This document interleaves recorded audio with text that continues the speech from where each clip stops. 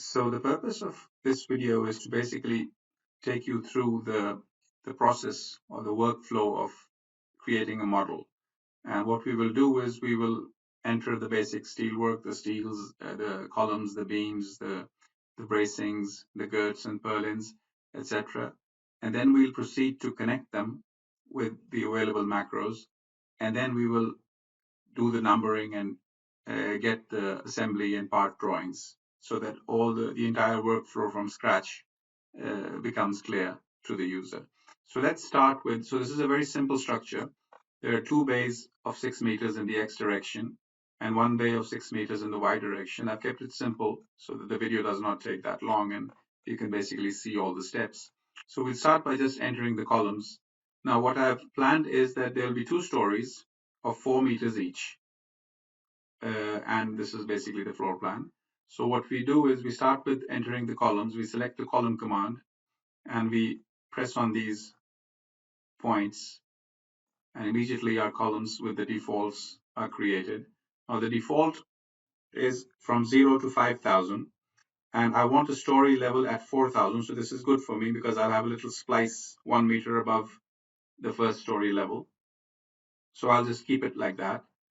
And then for the second story columns, what I'll do is I'll press the top points.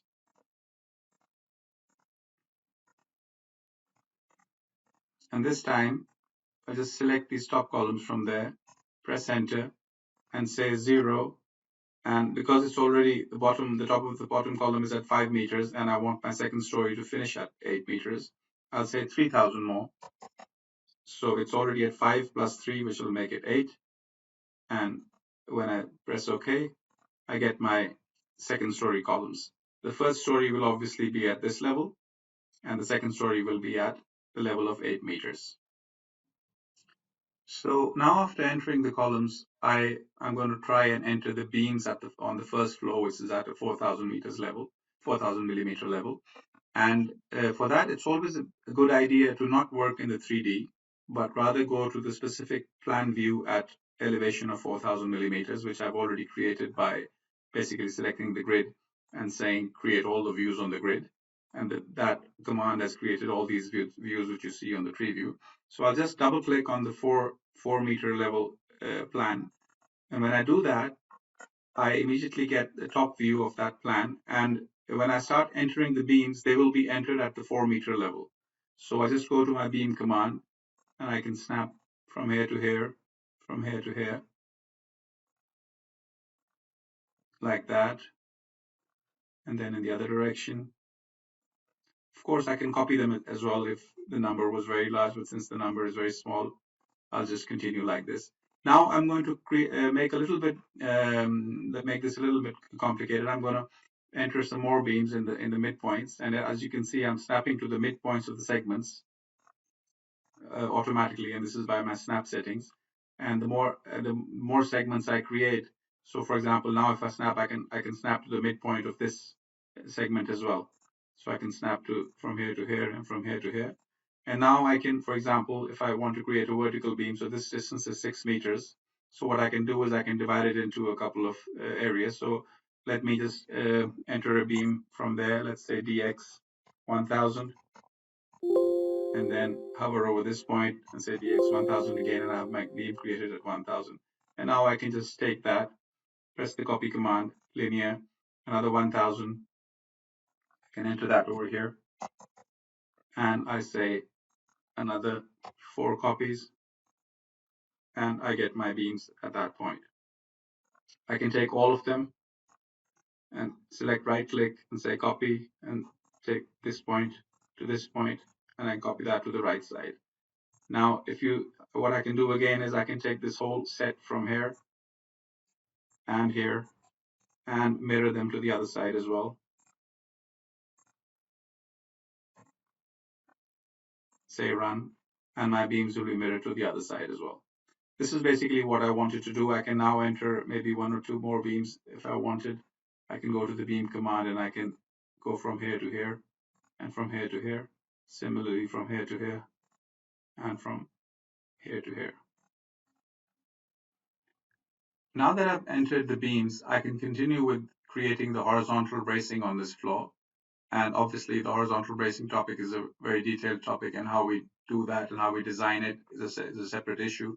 Now, right now, since I'm only trying to show the workflow, I'll just immediately start creating the horizontal bracing. So I'll just go from here to here. From here, if you notice, I've used the horizontal bracing command so that subsequent filtering becomes easy. And also there are other advantages of using particular commands like that. So I just go like that, keep selecting 2 points, and I'm done with this side.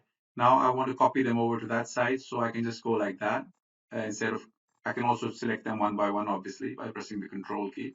But let's say there are too many, I can go like that, press enter, and I go to my profile. And over here, there's a beam group option. And when I do that, I see the horizontal braces, and I can double click on them, and my horizontal braces are selected. This would obviously be of much more use if there were many more in number. So now I just right click, say copy linear from here to here, and they're copied. And now once again, I can select the whole set, press enter, go to my frames, double click on the horizontal bracing, get out of the dialog box, right click, say mirror, and the mirror actually has been previously defined as well, so I don't really need to change it. I can just say run, and my horizontal braces have been mirrored on the other side. Now, if I were to go to the 3D menu, 3D view, I can see that all my beams and horizontal bracings have been entered at the 4-meter level. And this is exactly what I was doing. I was working in this view, which is the plan at elevation 4,000 millimeters. And by working on that view, I have ensured that all the elements which I enter are now in that at that level, which is exactly what I want. Now, I'm not going to worry about the exact placement of these horizontal bracings at this point. We'll talk about that later. But all I've done right now is just enter them. And this is what I want. So now that my first floor beams and horizontal bracings are ready, I can just rotate the view a bit to the side and select like that the first floor. And then I can just right click, go to my copy command again, and reset the numbers over there and just enter 4,000 for a Z direction copy of all the beams and horizontal bracings. And like that, immediately I get my second floor as well. So now that I have my 2 floors, the next step is to create the vertical bracing, which is on this side and on along the 2 bays.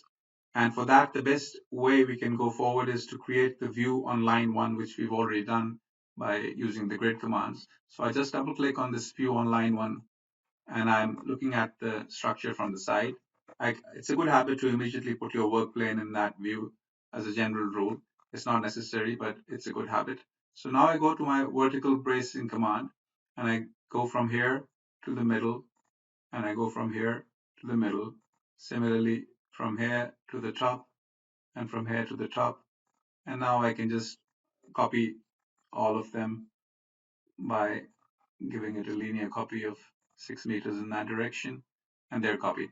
Now, what I can do is whatever profile I want. So this one right now is a cross angle. It's a cross angle, and I'm okay with that, with a 12 millimeter distance between them. I can keep it like that. If it was different, if I wanted a different profile, I could have changed it and I could have matched the elements to each other. Now that I have the braces on this side, what I can do is I can select all the vertical bracing. So I can just go select like that, press enter, profiles, group according to the beam group, and select the vertical braces. Double click on those, and I've got them selected. Now, what do I need to do at this point? All I need to do is just basically look at it like this. Go back to my 3D to see the results as well. This is my Z direction. So the X, Y, and the right hand rule will give you the Z direction in this way. And this is the minus Z direction. So all I need to do, if I'm unsure of the Z direction, I can just put my plane back to the global one. So now I know this is the Y direction, and I can go copy special linear and reset that. And in the Y direction, I can just go 6,000, or I can just select the distance, and that would have done the trick as well. So I've copied the bracings now on both sides, and now I have my vertical bracings exactly the way I want them. Now, we haven't adjusted neither the horizontal bracings nor the vertical bracings. We'll talk about that later. For the moment, we're just entering the basic structure. After entering the basic structure, we can now focus our attention to the girts or the rails on the outside. And for that, we have this command. We can also obviously enter them manually, but it's easier to just use this command directly. And what this command does is if you go and you select this column and then this column over here, it immediately creates the girts between those two columns. And then we can also go ahead and select this column, and the girts over there will also be created. Now we can continue by selecting this column, and then this column, and the one at the end. It will automatically find the column in the center. I'm not selecting that if you've noticed. Just selecting this column and the last one. And it's automatically finding that there's a column in the middle as well, and it's dividing the girts at that point. So that's automatically done for you. And if you're not happy with this arrangement over here because of this splice, what you can do is you can modify the distances from inside the macro. What you can do is you can just go inside, press enter, and you have all this complete control over exactly where the girts and what the interdistance between the girts will be. The good side of using this command is that it already does the adjust for you. So these are already placed at the sides of at the faces of the columns, but they're placed in such a way that the finite element model has been preserved. So if I were to go to the finite element model, you will see that, let me just remove the release symbols because they create clutter and turn on the nodes. So you will see that the finite element model has been preserved with the nodes, and it has automatically divided the girts wherever there's an intermediate column. And this is a very handy feature to have. Let me go on the other side and use the same girt command once again for this column and this and the column over here, and then this one and this one. And let's just leave the other side open. We don't have to finish all the sides. And now with a few simple clicks, what we've managed to do is we've managed to maintain the finite element model, and we've managed to enter the girts by using this very useful command. And like I said, if you were not happy with the distances between the girts, all you needed to do was press M enter, and you would get full control over exactly what you can even in fact create wind loads by using this command directly, but we won't be talking about that right now. Now, these rails which we've just entered are primarily to take the wind load, and that's why they have been oriented in such a way that the strong direction is the direction of the wind load. But they also carry the load of the cladding, and that load can also be substantial considering that these profiles are not very strong in the weak direction. They're pretty weak, in fact. So it's common practice to have what we call sag rods, which basically divide this span into however many pieces we want. And the last one is turned towards the edges. So it basically it basically converts those sag rods into supports, mini supports over here. And then instead of having a span of 6 meters, it behaves as if it has 3 spans of 2 meters each. So that's a lot safer. And of course, we need to create these sag rods by maintaining the finite element model as well, if we were going to use that for analysis.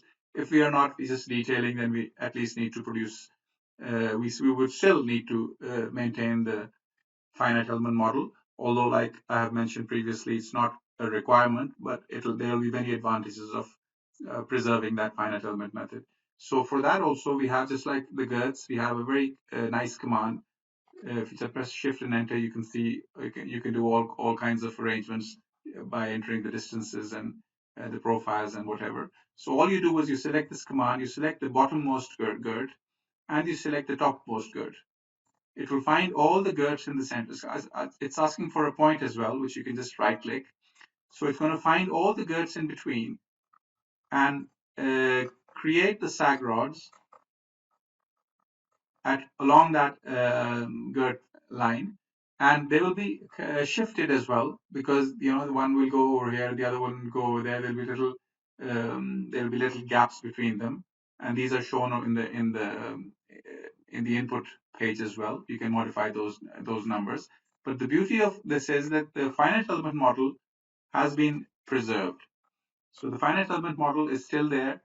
It's attaching on to the girts. You can see these nodes over here, and the offsets which have been given have also been adjusted. So if I were to double click on any one of these members, you can see that it has these offsets inside, which have placed it perfectly to match up with the middle of the girts. So it's extremely easy to use. All you need to do is just click the command, select the bottommost girt, select the topmost girt. There's a point option which you can limit the area, but we're not going to use that right now, and create our sag rods. Let's turn to the other side, enter the command again, select the bottom girt, select the top girt, right click, and the sag rods are done. Once again, select this one, select that one, right click, and your sag rods have been placed. All perfectly preserving the finite element method, while at the same time adjusting them according to the location of the girts. Now I want to come back to the issue that we have not really dealt with how these horizontal bracings have been created. And obviously the way they have been created is not appropriate for detailing. So what we need to do, as we've discussed in some other videos as well, is to take these horizontal bracings, maybe change their rotations, also maybe bring them down so that they're behind, and then that's not going to be enough because there will be some grating coming on top of this or some checkered plate. So we might even need to push this further back an amount of 80 millimeters, for example, which could be a suitable number. And this is the way we want to see our horizontal bracings. Now we could have, of course, entered them like that, but I'm not too worried about it at this stage. So this is basically where I want my horizontal bracings to be. And at this stage of entering my building in the basic workflow, I will start looking at adjusting the model. And in this particular model, since the girts and the sag rods have already been adjusted because we've used the appropriate commands, but the horizontal bracings and the vertical bracings were not adjusted. So what I need to do is I'll just select, I'm going to adjust the horizontal bracings first. I can do all of them together as well, but since I want to take you slowly through the process, I'll select the whole building, press enter, select the profile button, select the beam grouping option, and here's my horizontal bracings altogether, 48 of them. Let me double click on these, close the property editor, and as you can see, the horizontal bracings have been selected in the background. Now all I need to do is go to this auto adjust command over here. It's in the steel menu. And when I do that, it has options to adjust many things. It has the options of adjusting horizontal bracing, vertical bracing, trusses, column splices, beam splices, frame splices, sag rods, twins, etc. Right now, I'm only focused on the horizontal bracing part. And if you remember, there was this distance of 80, which I had decided upon. I can change that distance over here if I want. The default is 80. I can change it to 90 if I want, or some other number. There are some other options which are complicated, like, for example, when the horizontal bracing comes at a certain level where the incoming beam is so small that it's actually going under it, and it could be so close to the bottom flange that you might actually want to have a certain clearance rather than keeping it too close. So you can enter those clearances, etc. You can even have the options of rotating them so that they are more suitable for detailing, because the rotation of these horizontal bracings will not really affect the analysis, because they only carry axial force and there are no zero members as such, which are changing the buckling lengths. So the detailer always has the option of changing the rotation of these members to facilitate the detailing. And here also we can ask the program to change the rotation if necessary. But in our case, since they're only angles, it won't be necessary. So all I need to do is just press OK, and the horizontal bracing adjust has been finished. I can just close this. And if I zoom in, you will see that all my horizontal bracings have now been adjusted so that they're all 90 millimeters from the top of the flange. This has been done for the first floor and for the second floor. And now my basic floor is ready for detailing. Obviously, this is not the end. I still have to do the adjustment of the vertical bracing. Now, the problem with the vertical bracing is that they have been entered at the level of the top of the beam. And this is the only way of entering them if we want to maintain the integrity of the finite element model, as we've seen earlier. Now, this is obviously a requirement to keep the integrity of the finite element model, but for the detailer, they need to be in the middle of the beam. Their working points need to be in the middle of the beam. So once again, It's very simple. You just select the entire building, press enter, go to your profiles, make sure that you select by beam group, and here you select the vertical bracings. Now the vertical bracings have been selected in the background. And now all you need to do is just go to the auto adjust command once again. Just press it. You don't need to worry about any, because this doesn't require any input settings. So you just say okay, and you close it.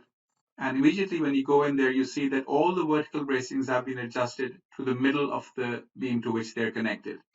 Over here, over here, over here as well. Over here, there is no modification because there's no need to modify it. It's already at the center.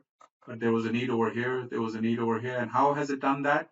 By, if I double click on those, by entering all these very awkward offsets, which would have been impossible to calculate by hand, because they basically represent the local shifts, the shifts of these endpoints in the local coordinate system in this direction. So the local coordinate system is perhaps in that direction, but you're talking about a projected shift in this direction of whatever 150 millimeters.